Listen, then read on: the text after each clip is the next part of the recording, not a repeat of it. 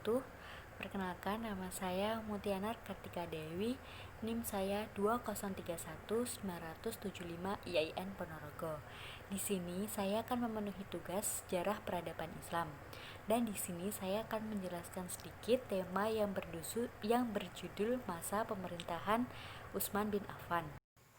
Langsung saja, yang pertama yaitu proses pengangkatan Khalifah Utsman bin Affan. Pada saat Khalifah Umar bin Khattab itu sakit, atas desakan para sahabat dekatnya, beliau membentuk Dewan Formatur yang nantinya bertugas memilih penggantinya kelak.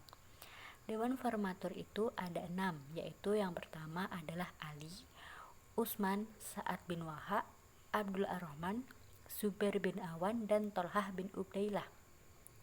Adapun mekanisme pemilihan ditentukan sebagai berikut. Yang pertama, yang berhak menjadi khalifah nanti adalah yang dipilih Dewan Formatur, yaitu 6 tadi yang telah saya sebutkan. Dan yang kedua, apabila suara terbagi secara seimbang, Abdullah bin Umar yang berhak menentukan. Yang ketiga, apabila campur tangan Abdullah bin Umar tidak diterima, calon yang dipilih oleh Abdul Ar-Rahman bin Auf harus diangkat menjadi khalifah. Sebagai orang yang memiliki suara yang menentukan, Abdul Ar-Rahman meminta pendapat kepada anggota formatur secara terpisah untuk membicarakan calon yang tepat untuk diangkat menjadi khalifah, yang nanti pada akhirnya muncul 2 kandidat, yaitu Utsman dan Ali. Ketika diadakan penjelajahan suara di luar sidang formatur, terjadi silang pemilihan di mana Ali memilih Utsman dan Utsman menunjuk Ali. Di samping itu, Zubair dan Sa'ad bin Waqqas keduanya memilih Utsman. Sementara kedua formatur yaitu Tolhah dan Zubair tidak memberikan suara karena mereka berada di Madinah. Selain itu, Abdul Ar-Rahman bermusyawarah dengan masyarakat dan sejumlah pembesar di luar anggota formatur. Ternyata suara di masyarakat telah terpecah menjadi kubu. Bani Hashim mendukung Ali dan Bani Umayyah berpihak kepada Utsman. Langkah selanjutnya adalah memanggil keduanya pada saat yang berbeda dengan memberikan pertanyaan yang sama. Pertanyaannya yaitu, sanggupkah dia melaksanakan tugasnya berdasarkan Al-Quran, Sunnah Rasul, dan kebijaksanaan 2 khalifah sebelumnya? Ali menjawab dirinya berharap dapat berbuat sejauh pengetahuan dan kemampuannya, sementara Utsman dengan tegas menjawab sanggup. Akhirnya, dengan berdasarkan jawaban yang diberikan Abdul Ar-Rahman, yaitu memilih Utsman. Setelah resmi terpilih menjadi khalifah, Utsman di dalam melaksanakan roda pemerintahan pada dasarnya tidak jauh berbeda dengan dari pendahulunya. Dalam pidato pembaitnya, ia memang menegaskan akan meneruskan kebiasaan yang telah dibuat pendahulunya. Dalam pidatonya, Utsman mengingatkan beberapa hal. Yang pertama, agar umat Islam selalu berbuat baik secara kemampuan sebagai bekal menghadapi hari kematian sebagai tempat yang disediakan oleh Allah. Yang kedua, agar umat Islam jangan terpedaya kemewahan hidup dunia yang penuh kepalsuan membuat mereka lupa kepada Allah. Yang ketiga, agar umat Islam mau mengambil ikhtibar perjalanan masa lalu, mengambil yang baik dan menjauhkan yang buruk. Yang keempat, sebagai khalifah, ia akan melaksanakan perintah Al-Quran dan Sunnah Rasul. Untuk melaksanakan administrasi pemerintah daerah, khalifah mempercayakan kepada seorang gubernur untuk setiap provinsinya, dan saat itu wilayah kekuasaan Madinah dibagi 10 provinsi. Pada masa pemerintahan Utsman bin Affan, beliau juga dibantu oleh pejabat pajak, pejabat kepolisian, pejabat keuangan, serta dilengkapi sekretaris negara yang merangkap sebagai penasihat pribadi. Dan selanjutnya saya akan menjelaskan yang kedua, yaitu sistem pemerintahan Khalifah Utsman bin Affan. Yang pertama itu di bidang politik. Lembaga pemerintah dalam negeri pada masa Utsman bin Affan terbagi menjadi beberapa bagian. Yang pertama yaitu bidang politik. Yang pertama yaitu pembantu, yaitu tugasnya membantu tugas-tugas serta tanggung jawab kekhalifahan keislaman. Yang kedua yaitu pemerintah daerah atau gubernur. Pada masa ini para gubernur untuk memerintah lagi yaitu selama 1 tahun penuh.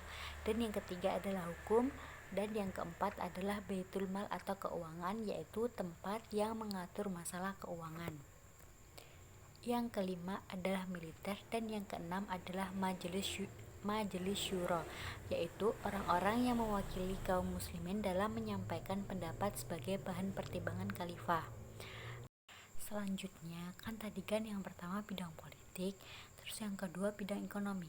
Pada masa Utsman bin Affan, bidang ekonomi sangatlah berkembang pesat. Utsman bin Affan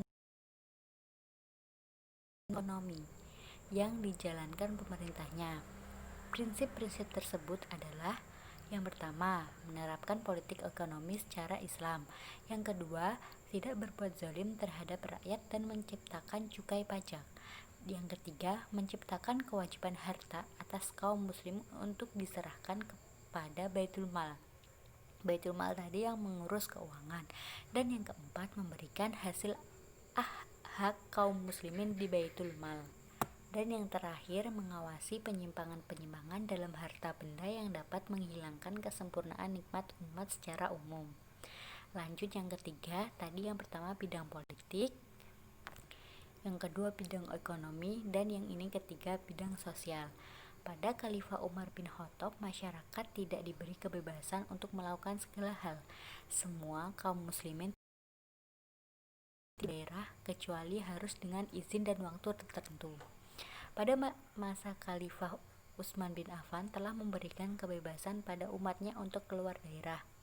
Kaum muslimin dapat memilih hidup serba mudah daripada masa Umar bin Khattab yang dirasakan terlalu keras dan ketat dalam pemerintahannya. Yang keempat, bidang agama. Yang pertama yaitu mengerjakan sholat. 650 Masehi, Utsman bin Affan mengerjakan sholat 4 rakaat di Mina secara berjamaah. Sholat yang dilaksanakan Utsman bin Affan ini membawa kebingungan terhadap para sahabatnya. Yang kedua yaitu pembangunan masjid. Dan yang ketiga ibadah haji. Yang keempat pembukaan Al-Quran. Dan yang kelima adalah penyebaran agama Islam. Ya, tadi kan yang pertama sudah menjelaskan proses pengangkatan Utsman bin Affan, yang kedua sistem pemerintahannya, dan ini yang ketiga adalah usaha-usaha yang dilakukan dalam stabilisasi pemerintahan. Yang pertama yaitu pencapaian pada masa Khalifah Utsman bin Affan. Utsman bin Affan meninggalkan jejak peradaban yang bermakna dalam kehidupan manusia saat ini hingga sekarang, yaitu antara lain yang pertama, membudayakan sistem bermasyarakat dan bernegara. Yang kedua, menyeragamkan cara membaca Al-Quran yang ditandai dengan penyusunan ayat-ayatnya dalam satu mushaf. Dan yang ketiga, membangun fasilitas umum. Dan yang terakhir, menertibkan administrasi pemerintah dengan deskripsi pekerjaan yang jelas. Sekian dan terima kasih kepada teman-teman telah menonton video saya untuk memenuhi UAS Sejarah Peradaban Islam.